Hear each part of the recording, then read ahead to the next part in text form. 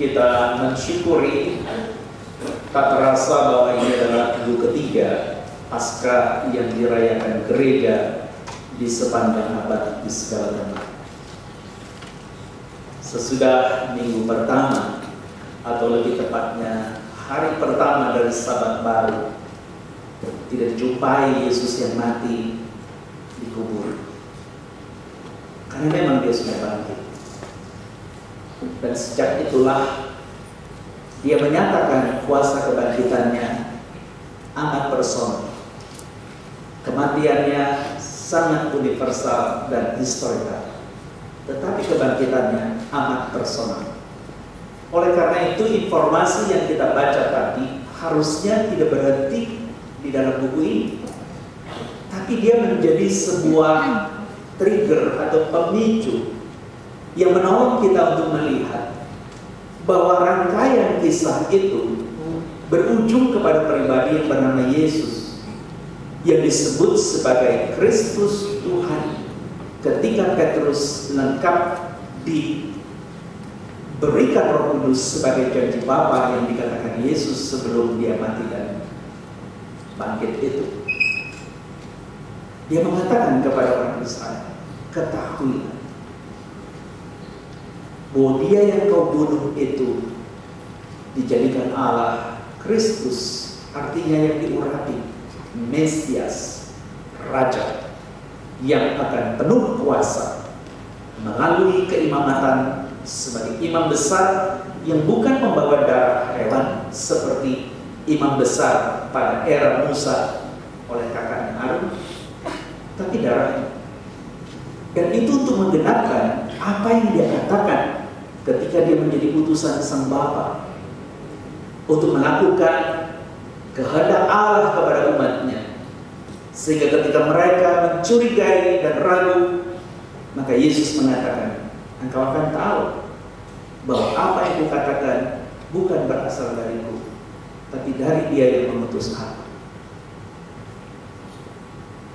Itu sebabnya di dalam bacaan tadi mengingatkan kita, itulah awal dari pencurahan Roh Kudus yang hitungannya sejak Minggu Paskah yang lampau itu 17 dan sampai minggu ke-7, besoknya itu disebut Pentakosta, 7 minggu, yang biasanya itu menjadi sebuah festival agraris ketika orang-orang itu menuai buah pertama dari apa yang mereka tanam. Dan kalau memang itu yang menjadi bagiannya, sebenarnya ada sebuah gambar rohani atau boleh dikatakan simbol-simbol yang dia mau katakan. Kalau benih itu sudah jatuh ke tanah dan mati, dia akan menjadi lembaga baru yang pada gilirannya kita menuai buah itu. Dan Petrus yang sama membuat satu surat di dalam memberikan penghiburan, memberikan penguatan, memberikan kerangka supaya jangan tersesat dalam ajaran-ajaran yang palsu itu. Dia mengatakan kau dan saya itu adalah kejadian baru yang bukan dari benih yang fana, tapi benih yang kekal, yaitu sabda Tuhan.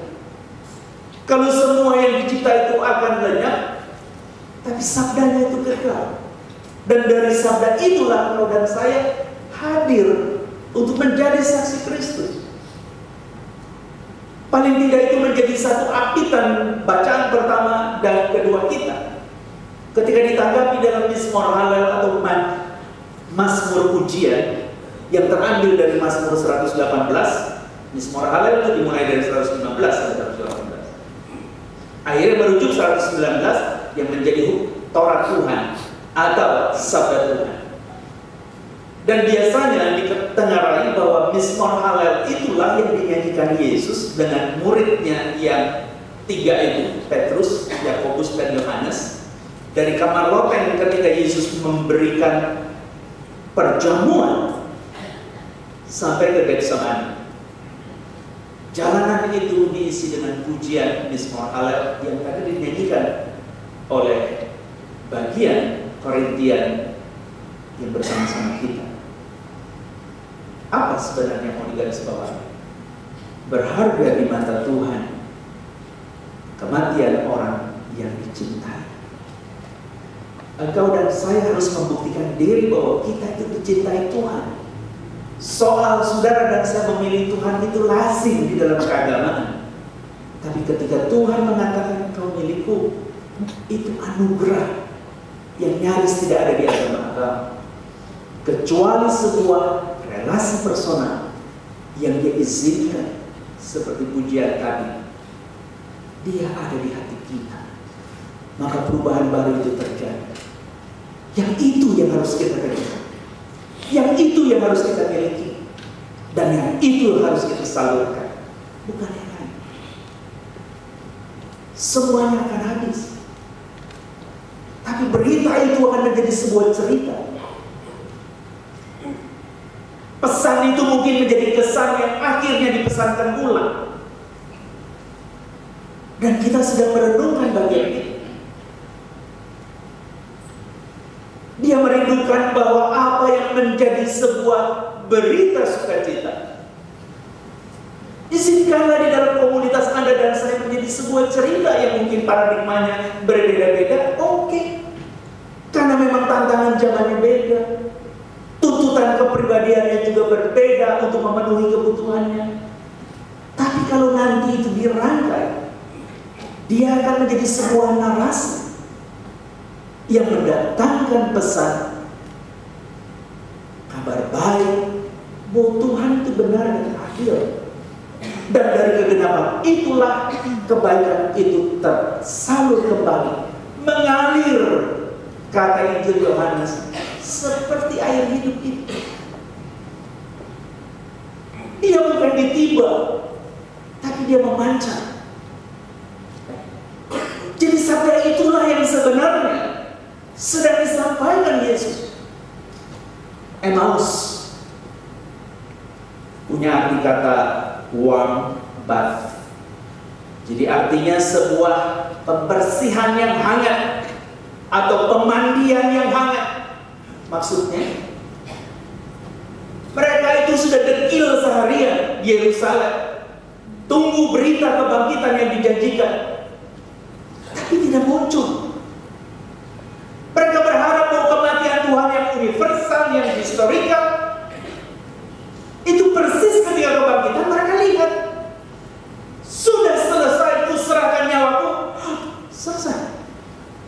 Persis seperti istri saya sedang menunggu ayah saya jelang kematiannya 22 Januari 2016. Dan dia melaporkan kepada kami di rumah, Papa sudah pulang.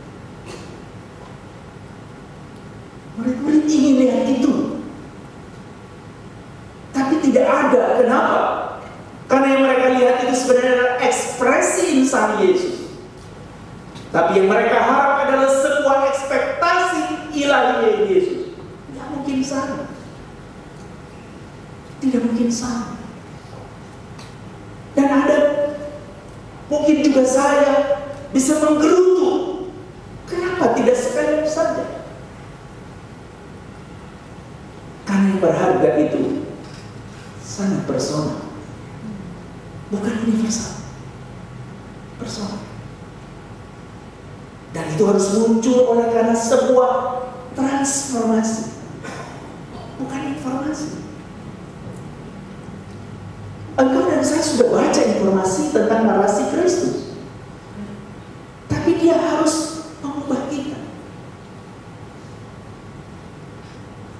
Kita sedang mengalami apa yang namanya krisis kepemimpinan, krisis spiritualitas, apapun Anda boleh sebut. Jangan-jangan akarnya satu. Engkau dan saya itu mesin komputer yang canggih, yang dimainkan oleh para editor untuk copy paste narasi-narasi, pesan-pesan, kesan-kesan, menyenangkan, tapi tidak menyentuh batin. Ada apa dengan kebersihan kita? Medsos itu membunyikan semua yang gaduh, yang menakutkan. Kita kan cobalah, wacilakan, responnya aneh-aneh. Aneh-aneh. Saya tidak lebih kuat dari saudara, tidak. Saya tidak lebih pandai dari saudara, tidak. Mungkin yang terbodoh saya ini, terlemah saya. Tapi saya nggak peduli itu.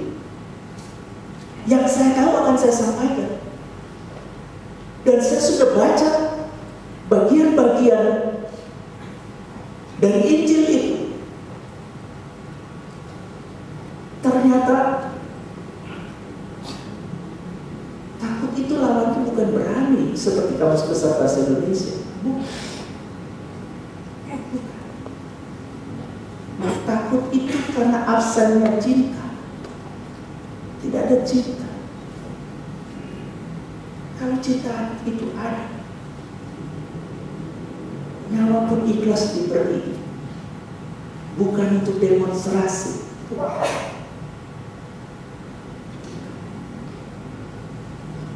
Kalau gitu buat apa? Itu dampak karya Tuhan yang mentransformasi. Yang Kleopas itu artinya of renowned father. Dari Kleos dan pater, yaitu Bapa yang dipuji. Aduh, kami ini satu-satunya asing dari Yerusalem. Berita sudah panjang lebar seharian. Kamu bingung apa yang sedang terjadi. Tuhan malah seakan-akan membalikan. Matamu itu sudah penuh debu daripada padang pasir kisaran Yerusalem Emmaus. Otakmu terpenuhi dengan ekspektasi yang insani. Padahal kebangkitan Tuhan itu ilahi. Beda domainnya, beda ranahnya.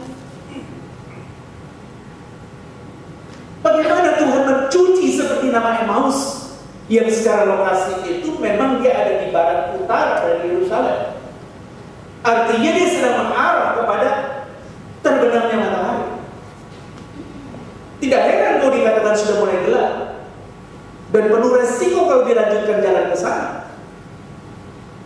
Kalau nggak binatang buas, orang buas perampok yang akan merampas habis-habisan, bahkan tidak segan-segan membunuh. Udah ngomong. Jadi ceritanya dari sabda Tuhan, emang kamu nggak baca ya? Yang dikatakan kitab Musa atau Taurat itu dan Nabi itu kitab nabi-nabi tentang nubuatan dan seterusnya. Atau ketubin itu dari buku-buku sejarahnya. Lupa ya? Kalau Mesias itu harus menderita dan mati untuk memperlihatkan kemuliaan. Raja yang menjadi hamba, Allah yang menjadi manusia, mulia yang menjadi hina. Lupa.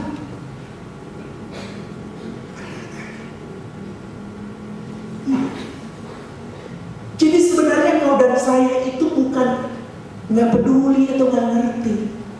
Skip namanya. Lewatin aja. Nggak enak jadi orang Kristen itu menderita dan teraniaya, apalagi ujungnya mati. Nggak enak. Buang. Bersama Tuhan itu menang. Jaya. Omong kosong. Mungkin beberapa warga Jakarta lagi masih merasa sedih karena jagoannya nggak jadi gubernur. Percayalah, Pak Basuki itu sudah menguji dirinya dan terbukti dia layak disebut anak Tuhan yang berintegritas. Bahkan ketika dia memberikan pledoi, aku tetap akan melayani mereka dengan cinta kasih. Meskipun fitnah apapun menerjangku, biasa. Cuma karena dia bukan pengkhotbah, sehingga dia tidak harus mengatakan, Tuhanku mati untuk itu. Tapi itu pun cukup menggetarkan batin orang. Lalu sekarang orang heboh, nanti NKRI akan robah gini-gini. Memangnya masa depan punya kita, saudara? Bukan. Masa depan itu punya Tuhan. dan dikatakan orang benar, itu pelitanya tidak ada, dan mereka memiliki titik di depan itu. Jadi buktikan Anda dan saya itu orang yang dibenarkan dan belajar hidup di dalam kesalehan, bukan kesalahan. Orang Jakarta itu ngomong salah itu salah. Salah, jadi bingung salah yang salah. Keder dia. Tapi Anda nggak boleh keder. Salah ya salah, salah ya salah. Nggak bisa dipelihara. Tapi sekarang orang salah itu salah karena tampilannya. Emang Tuhan suruh kita menampilkan sesuatu? Bukankah sabda Tuhan mengingatkan Samuel, engkau melihat di wajah itu, tapi Tuhan melihat hati. Cilaka, hati kok keteropong bagaimana ceritanya? Makanya motifon itu ada mata yang pakai hati merah dua. Saya nggak tahu. Tapi kalau kau tahu yang dikatakan itu warm bath, dibersihkan, yang tadinya kering dilembabkan dengan air hidup itu. Iya, kobar sih, tapi perekatnya nggak ketemu nih. Perekatnya di ujung jalan, karena rumah udah sampai. Sobat, boleh dong bermalam di sini, kita kongko lagi. Kita kopi tiam sendirilah. Aku punya kopi luwak terbaik tuh, belum diseduh. Oke, kita ngobrol ya. Yang dikatakan oleh si narator itu, Yesus itu biasa tuan rumah itu kalau menyambut tamu itu ada makanan, nggak pernah kosong. Jadi disiapkan makanan itu. Ketika makanan itu disiapkan, dia memberkati roti yang dipecah. Itu Kleopas Eli. Ini kan berapa malam lalu yang dilakukan di kamar loteng. Bilang,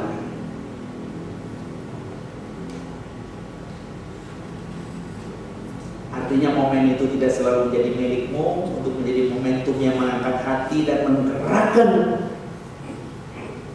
motif kita menjalankan visi Tuhan, sehingga menjadi missio Dei katanya, yang membawa orang mengenal Kristus. Dan hari itu mereka terbuka.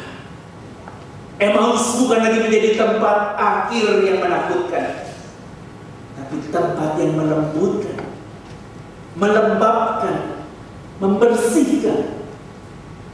Dan kita boleh menjadi bapak-bapak generasi yang dikenal bukan hebat kita, tapi karena pesan yang kita sampaikan berkesan di tengah komunitas. Singkatnya, berita itu menjadi cerita.